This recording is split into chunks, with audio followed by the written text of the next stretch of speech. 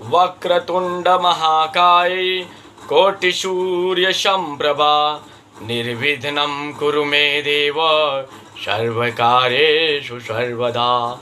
गजाननं भूतगणाधिसेवितं कपितजम्बूफलचारुभक्षणम् उमासुतं शोकविनाशकारकं नमामि विघ्नेश्वरपादपङ्कजं। सर्वमङ्गलमाङ्गल्ये शिवे सर्वार्धसाधिके शरण्ये त्र्यम्बके गौरी नारायणी नमोस्तुते।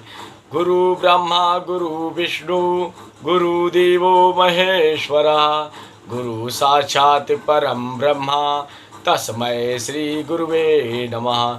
जय माता दी। श्रीमद् देवी भागवत महात्म्य में आज हम आप सभी को श्रीमद् देवी भागवत की महिमा के विषय में बताता हूँ। ऋषियों ने सूत जी से कहा, हे महात्मन, आप परम ज्ञानी हैं। भगवान वेद व्यास जी ने आपको शिक्षा प्रदान की है। आपने अपने मुख से भगवान विष्णु की कथा, उनके अवतारों का वर्णन, शिव जी की महिमा आदि का वर्णन किया, जिसका हम सभी ऋषियों ने भक्ति पूर्वक अनुसरण किया है। अब हमें वह कथा सुनाने की कृपा करें जो अत्यंत पावन पवित्र हो तथा जिसके स्मरण से मनुष्य का मुक्ति का मार्ग खुल जाए। हे ज्ञानेश्वर, आप हमें वह कथा सुनाए जिसके सुनने से कलयुगी प्राणियों को सिद्धि प्राप्त होता है। ऋषियों के वचन सुनकर सूत जी अत्यंत प्रसन्न हुए।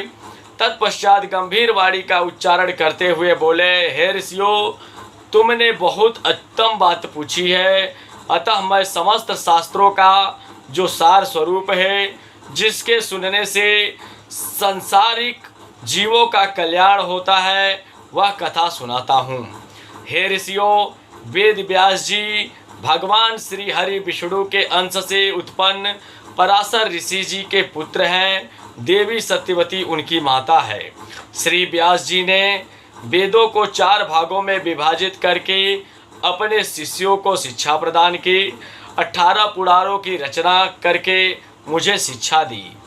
उसी काल में उन्होंने सांसारिक प्राणियों को मुक्ति देने वाले देवी भागवत नामक अति पावन पुराण की रचना की, जिससे उन्हें सर्वप्रथम राजा जन्मेजय को सुनाया।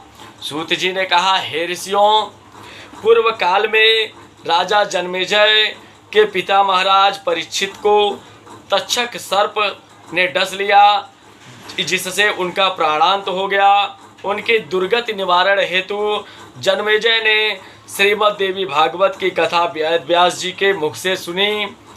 देवी भागवत की कथा 9 दिनों में संपन्न हुई। 9वां यज्ञ संपन्न होने पर राजा परीक्षित को देवी का परम धान प्राप्त हुआ।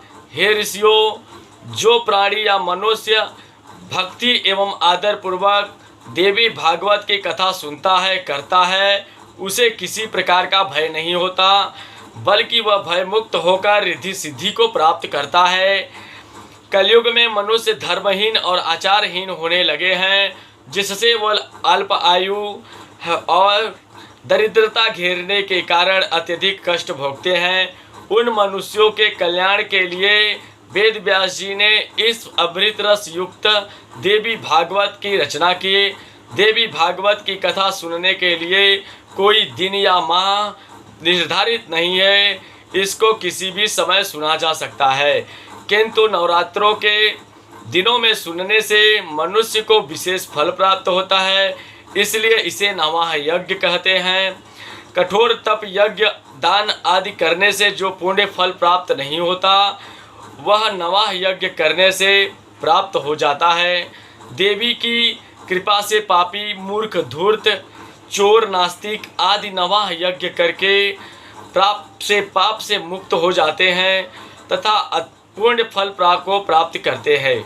जो प्राणी भक्ति पूर्वक देवी भागवत का एक श्लोक भी नित्य पाठ करता है, देवी की अपार कृपा उस पर बरसती है और अंत समय में उस प्राणी के दिव्य गति होती है, जो देवी भगवती की कृपा का ही फल होता है। जय माता दी।